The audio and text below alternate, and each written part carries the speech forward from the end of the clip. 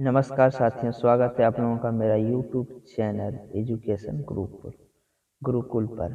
साथियों, आज हम कंप्यूटर का तीसरा लेसन लेके आए हैं और आज जो तीसरा लेसन है साथियों, वो है कंप्यूटर की कार्य पद्धति और प्रिंसिपल ऑफ कंप्यूटिंग, यानी कि कंप्यूटर की कार्य पद्धति क्या होता है। इससे रिलेटेड जो भी परीक्षा में क्वेश्चन बना है या बनेंगे उसके बारे में आज हम लोग चर्चा करेंगे। अगर यदि आप लोग इस चैनल पर नए हैं तो चैनल को सब्सक्राइब कर लें, साथ में बेल आइकन प्रेस कर लें ताकि जो भी क्लास यहाँ हो आपको पहला नोटिफिकेशन मिलता रहे। तो चलिए आज जाते हैं क्लास की ओर। देखिए साथियों, तथ्य सार दिया हुआ है विभिन्न परीक्षा में पूछे गए प्रश्न, यानी कि अलग अलग परीक्षाओं में जहाँ से पूछा गया है कि यहाँ से क्वेश्चन बन सकता है, बस वो सब सारा हम लेके आए हैं। और ये वन लाइनर बेसिस पर है, यानी कि क्विक रिवीजन के तौर पर। तो चलिए आज हम लोग लगभग 60-70 जो है इस चैप्टर से जो क्वेश्चन बना है या बनेंगे उसके बारे में चर्चा करेंगे। जैसे पहला है कंप्यूटर का हार्ड डिस्क। देखिए कंप्यूटर का हार्ड डिस्क क्या है, एक हार्डवेयर है। कंप्यूटर के किस भाग को छुआ और महसूस किया जा सकता है, हार्डवेयर को छुआ और महसूस किया जा सकता है। माइक्रो कंप्यूटर हार्डवेयर में फिजिकल उपकरणों के 3 बुनियादी वर्ग है। पहला हो गया सिस्टम यूनिट, दूसरा इनपुट और तीसरा आउटपुट। यही फिजिकल तीसरा यूनिट है। आगे है प्रिंटर और मॉनिटर जैसे पेरिफेरल डिवाइस क्या है, हार्डवेयर है प्रिंटर और मॉनिटर जैसे डिवाइस। कंप्यूटर का प्रोसेसर और रोम, उदाहरण किसका, हार्डवेयर का। कंप्यूटर का प्रोसेसर और रोम हार्डवेयर का उदाहरण है। कंप्यूटर के 4 प्रमुख कार्य सही क्रम। देखिए कंप्यूटर का 4, पहले इनपुट करेगा, फिर उसको प्रोसेस करेगा, आउटपुट, फिर उसको स्टोरेज के रूप में रख लेगा। आगे है कंप्यूटर किसी प्रोग्राम को इस क्रम में निष्पादित करता है, किस क्रम में, फेच में, डिकोड में और एक्जीक्यूट में। आगे देखते हैं, ये सारा पूछा हुआ क्वेश्चन और ये क्वेश्चन यहाँ से सवाल बनने का बहुत चांस है। कमांड्स, कमांड्स को ले जाने की प्रक्रिया क्या कहलाता है, फेचिंग कहलाता है। कंप्यूटर में जाने वाला डाटा को इनपुट कहते हैं। कंप्यूटर में जो भी डाटा हम लोग डालते हैं वो क्या कहलाता है, इनपुट कहलाता है। कंप्यूटर द्वारा दिया गया परिणाम आउटपुट कहलाता है। जब कंप्यूटर मशीन के इंस्ट्रक्शन को एग्जीक्यूट करता हो तो इंस्ट्रक्शन के फेज के बाद एग्जीक्यूशन फेज को कहते हैं मशीन साइकिल। यह मेमोरी और सीपीयू के बीच अस्थायी रूप से हार्ड डिस्क स्टोरेज एरिया का कार्य करता है, जिससे प्रोसेसिंग क्षमता में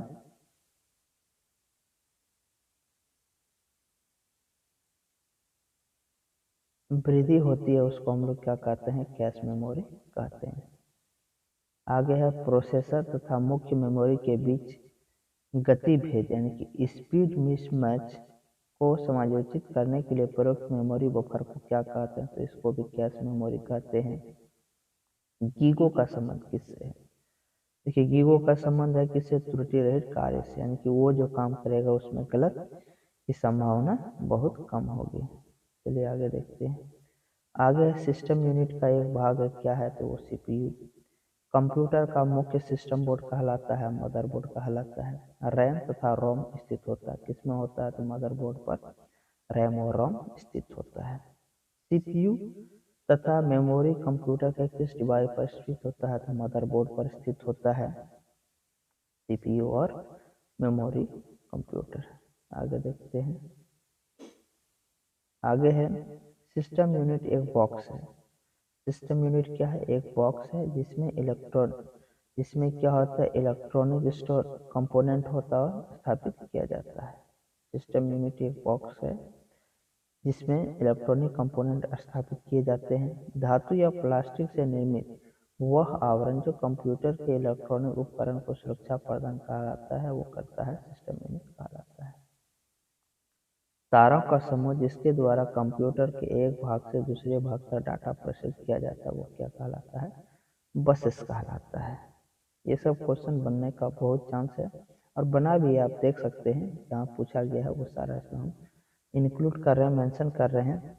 आगे मदरबोर्ड क्या है, मदरबोर्ड सर्किट बोर्ड जिसमें सीपीयू व अन्य चिप लगे होते हैं। चलिए आगे देखते हैं। आगे है आपका कंप्यूटर हार्डवेयर के मुख्य भाग। अब देखिए कंप्यूटर का जो हार्डवेयर है उसका मुख्य भाग ये भी पूछ सकता है कि कौन कौन से है, या क्रम में सजाने के लिए बोल सकता है, तो इसके लिए हम ये भी ले आए हैं। कंप्यूटर की आंतरिक संरचना विभिन्न कंप्यूटरों में अलग अलग हो सकती है। देखिए कंप्यूटर की आंतरिक संरचना लैपटॉप, डेस्कटॉप या नोटबुक सब में अलग अलग तरह से हो सकता है, पर कार्य पद्धति के आधार पर कंप्यूटर हार्डवेयर को निम्नलिखित भागों में बांटा जा सकता है। लेकिन उसके जो कार्य करने की तरीका है उसके आधार पर निम्न तरीके से उसे बांटा जा सकता है। पहला देखिए साथियों, इनपुट यूनिट, दूसरा भंडारण यूनिट या मेमोरी, तीसरा सिस्टम यूनिट, चौथा आप देखा मदरबोर्ड, सेंट्रल प्रोसेसिंग यूनिट, प्राथमिक या मुख्य मेमोरी, आउटपुट यूनिट, ये सारा हो सकता है। चलिए आगे और देखते हैं। आगे जैसे है साथियों सीपीयू। सीपीयू के अरिथमेटिक एंड लॉजिक यूनिट में होता है, क्या होता है, तो रजिस्टर होता है। सीपीयू तथा इनपुट आउटपुट यूनिट के बीच संकेतों के आदान प्रदान करने को नियंत्रित करता है। कौन करता है, कंट्रोल यूनिट करता है। आगे है प्रोसेस के तीन मुख्य भाग होते हैं। प्रोसेस का तीन मुख्य भाग क्या है, एएलयू, कंट्रोल यूनिट यानी कि सीयू, और रजिस्टर यानी कि मेमोरी।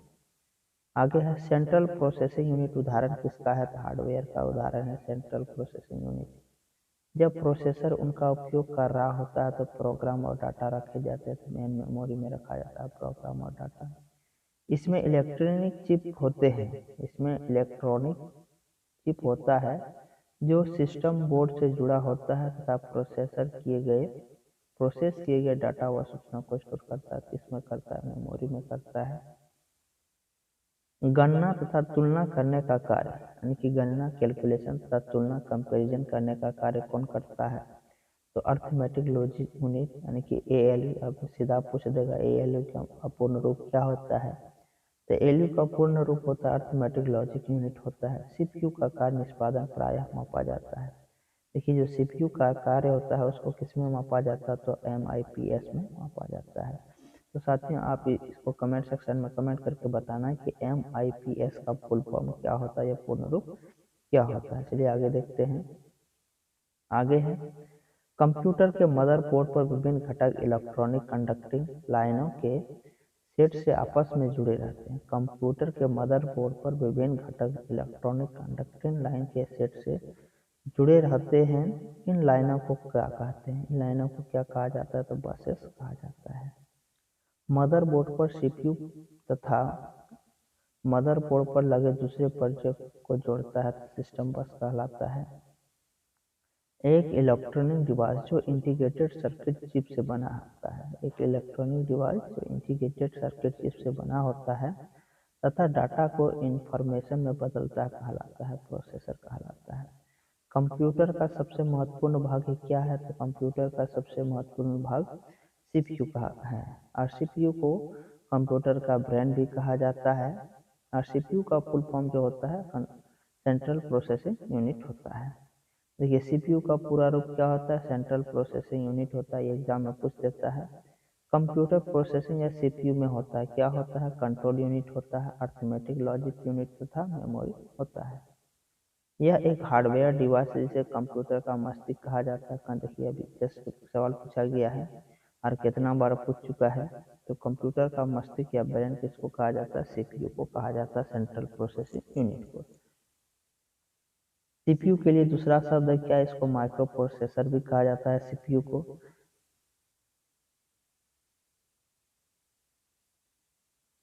आगे है साथियों, कंप्यूटर में अधिकांश प्रोसेसिंग होता है सीपीयू में। जितना भी सारा प्रोसेस होता है लगभग सीपीयू में ही होता है। सीपीयू का अर्थ क्या होता है, इंफॉर्मेशन व इंस्ट्रक्शन को रीड करना, इंटरप्रेट और प्रोसेस करना, ये सारा सीपीयू का कार्य है।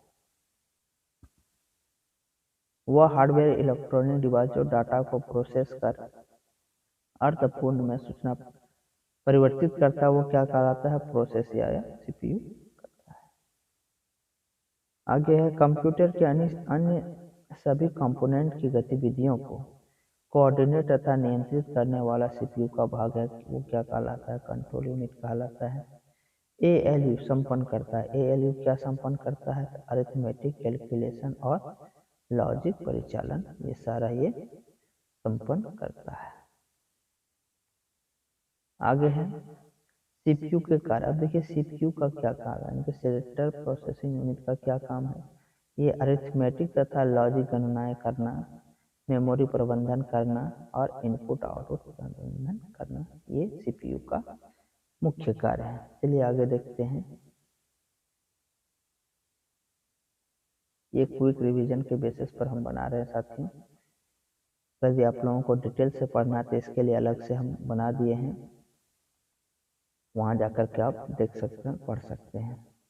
कंप्यूटर का वह भाग जो गणित संबंधी गणनाएं करता है तथा लॉजिक निर्णय लेता है, वो अरिथमेटिक लॉजिक यूनिट कहलाता है, ALU कहा जाता है। कंप्यूटर का कौन सा भाग कंप्यूटर प्रोग्राम से निष्पादित करने में सीधे शामिल होता है, तो वो प्रोसेसर है। ALU जिसे अरिथमेटिक लॉजिक यूनिट जिस डाटा और इंस्ट्रक्शन पर काम करता है वो रहती है रजिस्टर में।